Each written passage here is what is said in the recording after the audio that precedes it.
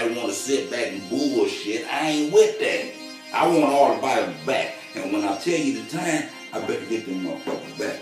You already know how I get it. Because I told Jesus a long time ago in everything, about like, maybe about 15.